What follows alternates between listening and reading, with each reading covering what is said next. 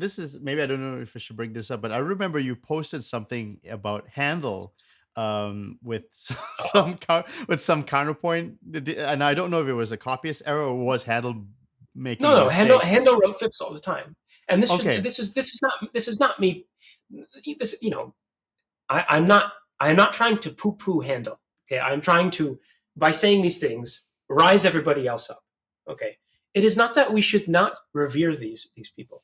They were absolutely brilliant, very, very, very good at what they did, and I am not trying to take 1 ounce of that away from them. I admire them just as much as everybody else. well, people You get know, this idea that there in the published works there's not a single counterpoint mistake. Is it's that an absolutely false. I mean, I can think okay? of one in Bach. I mean, Bach has chorales, for God's sake, with parallel fifths in them. And it's actually my YouTube logo with the parallel fifths with like the X's eyes. That's taken from a Bach chorale. He wrote parallel fifths in his chorale, right? I mean, look, I mean, it's clear it was just a mistake. Yeah, yeah, there it is. That's from a Bach chorale. Yeah, right. So, these things happen. And it's funny. There's a quote from Handel. There's actually an incredible website. If nothing else comes from this interview, there's a great website which everybody should enjoy. It will make your life better. It's like Handel Quotes or something like that. And maybe it's not handelquotes.com, but it's a whole bunch of literal quotes and anecdotes about Handel.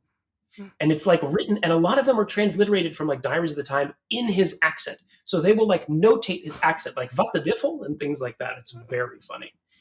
And so there's this one quote like Handel. I forget if he was asked about his Concerti Grossi or maybe some of his trio sonatas, but the quote It's not is, this, is it? Is it oh, this? it's that one. Yeah, it's great. It's an excellent website.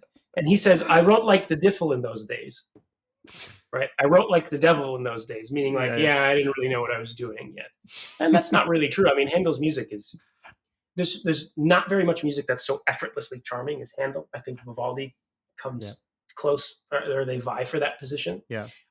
But yeah, I mean, he wrote a lot of parallels. I mean, like a lot of chords that didn't need to be, that probably could have been voiced better. Some inner parts that could be less boring or at least less jumpy and things like that. But these are all quite small points. And to think that he wrote operas in 3 weeks with as few mistakes and with all of the charm and brilliance that they have, I mean, it's just like, what on earth? You know what I mean? So I just, But so how common are these mistakes? If somebody's saying who's kind of new to this, is it like everywhere, or is it just a few isolated incidents? I know Brahms collected a collection of parallel eighths and stuff. Right. Yeah, he had that was collected. Hard for me to say. Suffice it to say, I'm going to say 2 things, and I promise not to be long-winded. First thing is, they're not as uncommon as you would think. I'm not going to sit here and say that they're common, because they're not, but they're not as uncommon. And the reason that I call attention to them, and I never finished saying this before, is not to bring these people down, but to show you that their amount of expertise is not unattainable, and that they are human. That's very good. Yes. And that the reason I think that people have not met these standards is because nobody has tried in earnest. I mean, they were human, right? I mean, granted, it was a different culture, but they were still human beings. Yeah, absolutely. Handel liked food a bit too much. Bach drank brandy a lot. They were human. I mean, that's what they were. And it makes me happy, honestly, to see these kind of mistakes in their music, because I find it inspiring. That it's a way to make a connection with them, right? Yeah. I mean, like, they have to solve the same problems that we're now trying to solve. I mean, for us, it's slightly different, but I think it's an important connection to draw. And so I don't think it's dangerous to put them up on a pedestal. I think they deserve to be there. But I think if you make the pedestal too high, you inhibit your own progress. Yes. I mean, you don't want to be constantly comparing yourselves to people like Bach. I mean, your life will be miserable, of course. But but the type of reverence I think one should have for Bach is one of somebody who was not born great, but of somebody who became great. And that you can also become great. Perhaps not as great as Bach, but maybe. People confuse originality with genius.